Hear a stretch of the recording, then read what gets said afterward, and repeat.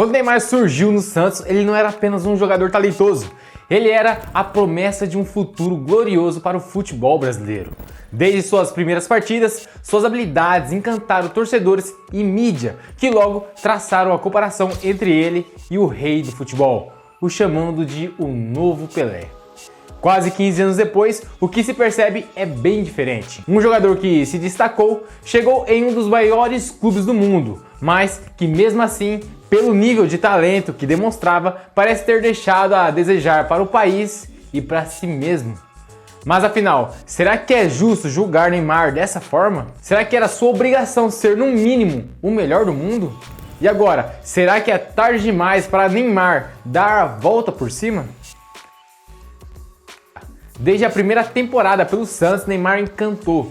Com apenas 19 anos, ele já era campeão da Libertadores e caminhava para o seu primeiro Mundial de Clubes, onde infelizmente a força do Barcelona não foi párea para os meninos da Vila. Só que isso passou bem longe de ser um revés para a carreira de Neymar. Sua ascensão meteórica consolidou como uma estrela de projeção global ainda enquanto jogava na América do Sul.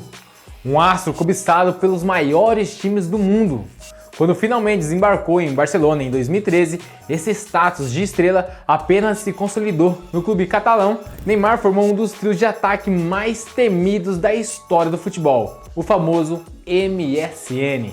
Ao lado de Messi e Suárez, eles levaram o Barça ao título da UEFA Champions League em 2015, encantando o mundo todo com seu futebol arte. E mais do que isso, a essa altura Neymar, por ser o mais novo dos três, era visto como o sucessor natural de Messi, o jogador que carregaria o fardo de ser o melhor do mundo no momento em que ele e Cristiano Ronaldo demonstrassem o primeiro sinal de declínio.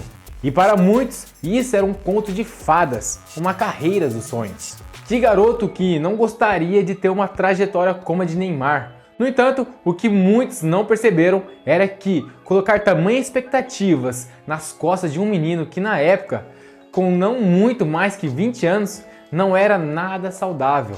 E aos poucos foi abalando tanto a mente dele quanto as nossas próprias expectativas.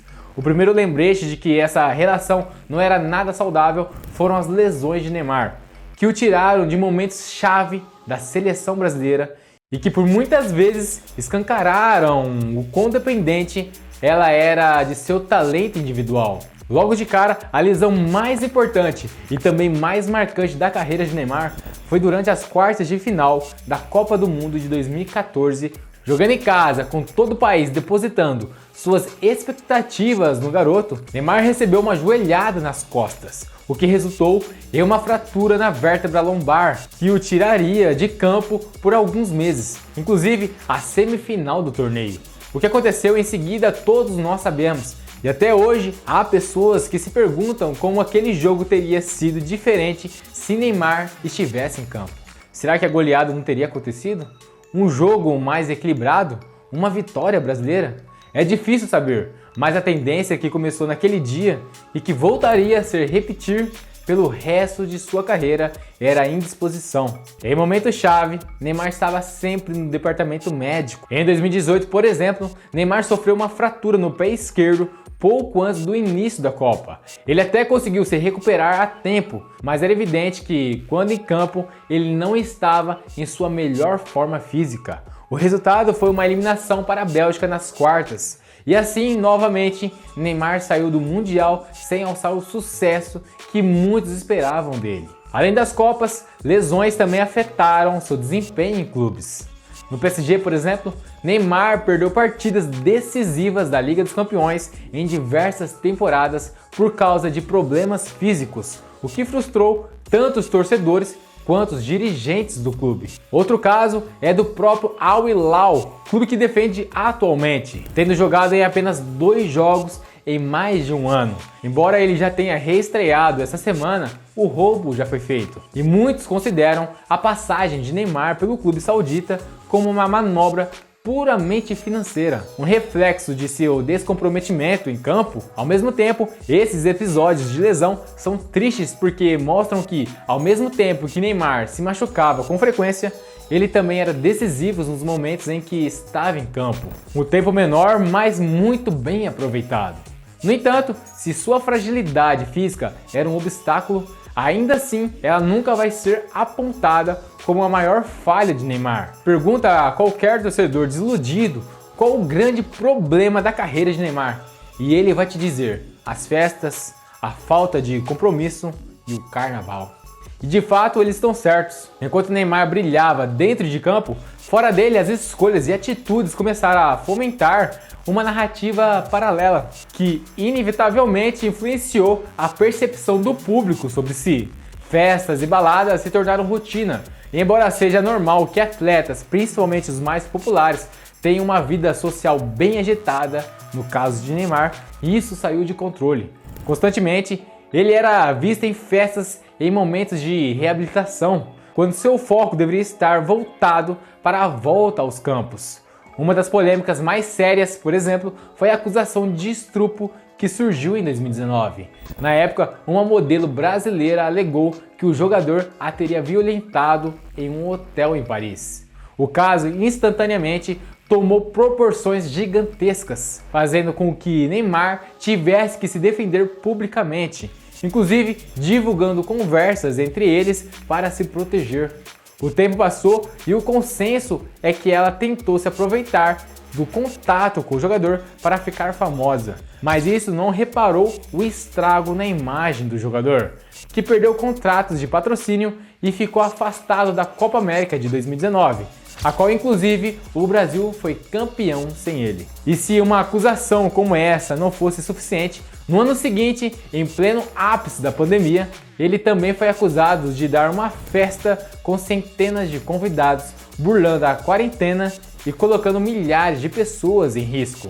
Ou seja, embora ele não fosse culpado de muitas das coisas que o acusavam, ele também criou, em inúmeros momentos, situações propícias para que fosse atacado pela mídia. Mais sério disso é que, com mais de 30 anos, ele continuou por muito tempo a ser chamado de Menino Ney, refletindo tanto a nostalgia de seus primeiros anos, como também uma crítica do fato de não ter amadurecido por completo. Isso fica evidente na forma como ele tratou sua noiva e sua filha recém-nascida no ano passado, sendo acusado de traição em pleno Dia dos Namorados. Juntando tudo isso, dá para entender porque muitos já nem o levam a sério, o tratando mais como uma personalidade de aba de fofocas do que do esporte em si.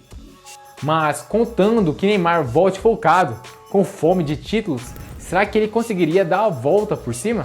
Se analisarmos o cenário atual, Neymar enfrenta uma série de obstáculos que dificultam esse retorno ao topo. Em primeiro lugar, o prêmio de melhor do mundo da FIFA, que por tanto tempo parecia um objetivo realista e natural, uma vez que Messi e CR7 decaíssem, parece cada vez mais inalcançável.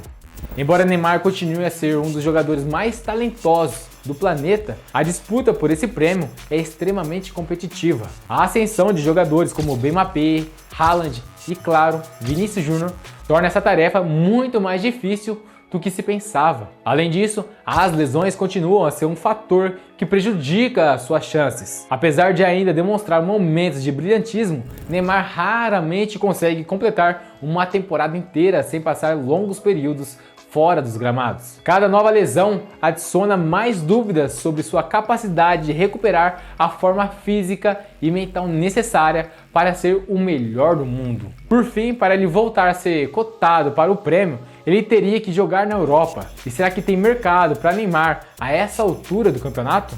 Muitos acreditam que não.